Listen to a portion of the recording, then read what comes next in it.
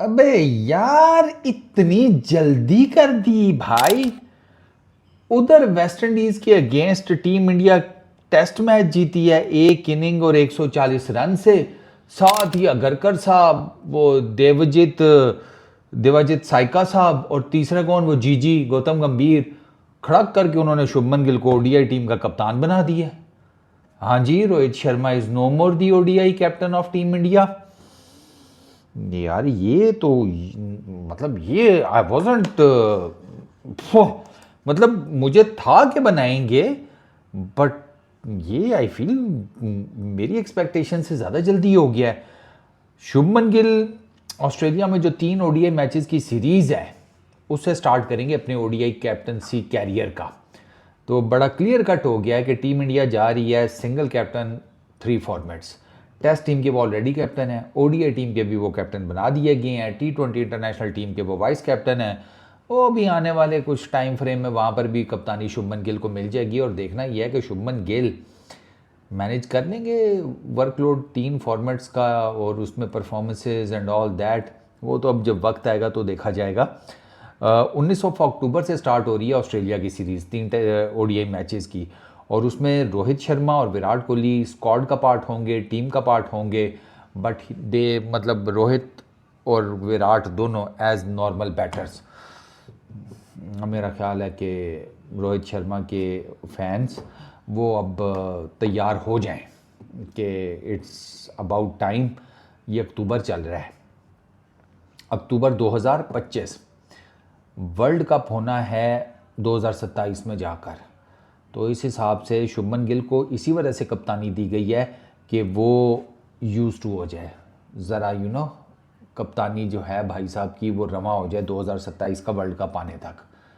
क्योंकि अभी मैं आपको आगे चल कर बताता हूँ टीम इंडिया ने जो मैचेस खेलने हैं ओडीआई अभी आने वाले टेन्योर में, तो उससे आपको काफ़ी हद तक आइडिया हो जाएगा कि ये शुभमन गिल को इसी वजह से बनाया गया है, जस्ट टू मेक श्योर कि वो जिसे कहते हैं ना रवा हो जाएं एज कैप्टन।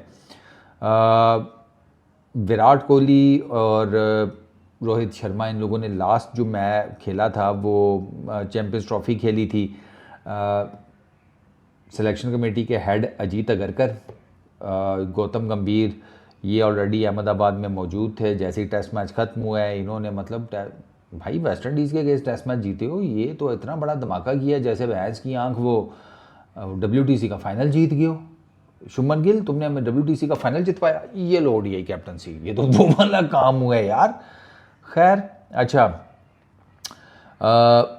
यहाँ पर लिखा हुआ है कि जी selectors wanted to Gill settle down, कि वही ना कि सेटल डाउन हो जाए। ये वर्ल्ड कप जो 2027 में साउथ अफ्रीका, जिम्बाब्वे और नामीबिया में खेला जाएगा, तो उससे पहले वो इसको सेटल डाउन करना चाहते हैं शुभमन गिल को। और ये कलेक्टिव डिसीजन है सर, हेड कोच गौतम गंभीर का, चीफ सेलेक्टर अजीत अगरकर का, और सेक्रेटरी देवाजित साइका का। रोहित इज़ 38। दिसंबर 2021 में रोहित ने फुल टाइम ओडीआई कैप्टनसी ले ली थी टीम इंडिया की। 56 ओडीआईज के अंदर इंडियन टीम की कप्तानी की, 42 जीते, 12 हारे, 1 टाई और 1 का नो रिज़ल्ट है। 2018 के एशिया कप में स्टैंड इन कैप्टन के तौर पर गए थे, खड़का दिया उसको। 2023 का world cup full time captain के तौर पर खेला, सिर्फ 1 मैच हार गए फाइनल, बाकी अनबीटन। 2025 की चैंपियंस ट्रॉफी वो जिसे कहते हैं अनबीटन जीते, कोई मैच नहीं वो हारा।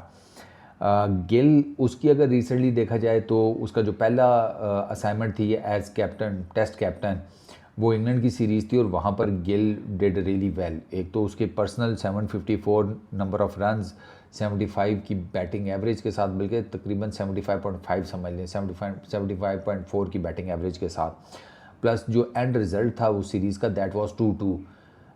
इंडिया के चांसेस बहुत कम थे उस सीरीज़ में। ज़्यादातर लोग यही बात कर रहे थे कि इंग्लैंड आसानी से हरा देगा, but the way team India fought in that series, वो मतलब यहाँ तक मैं क्या, सारी दुनिया कहती है कि कुछ जगहों के ऊपर टीम इंडिया ने जो गलतियाँ की ना, वो गलतियाँ ऐसे क्रूशल टाइम पर उस सीरीज़ में इनसे हुई कि जिसकी वजह से ये सीरीज़ से बाहर हो गए, वरना ये सीरीज़ जीत भी सकते थे।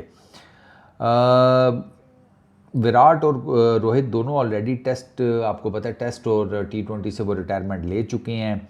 अब उनकी नेक्स्ट असाइनमेंट जो है वो ऑस्ट्रेलिया की सीरीज़ है। अच्छा, ऑस्ट्रेलिया की 3 मैचेस की सीरीज़ के बाद टीम इंडिया ने होम सीरीज़ खेलनी है 3 ODI मैचेस की साउथ अफ्रीका के अगेंस्ट, ठीक है, नवंबर दिसंबर में। फिर उन्होंने जनवरी में न्यूजीलैंड के अगेंस्ट सीरीज़ खेलनी है। तो जो ऑस्ट्रेलिया के मैचेस हैं वो हैं 19, 23 और 25 को, ठीक है।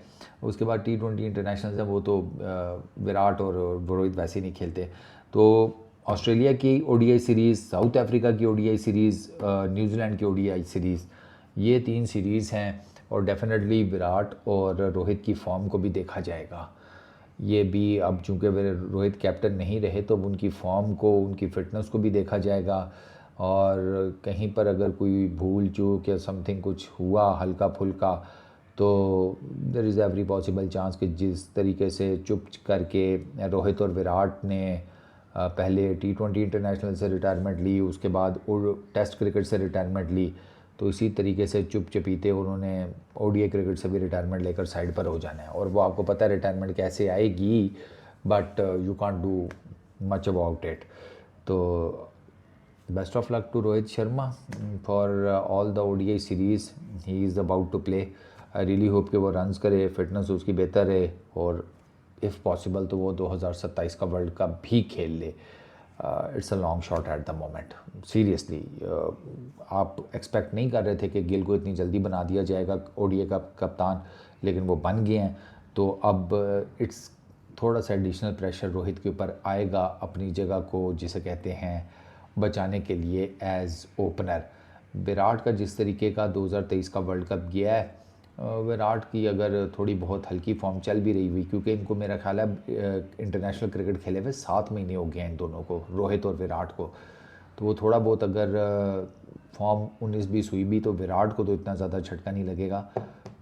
रोहित का आई एम डाउटफुल और वो क्लियर कट नज़र आ भी रहा है।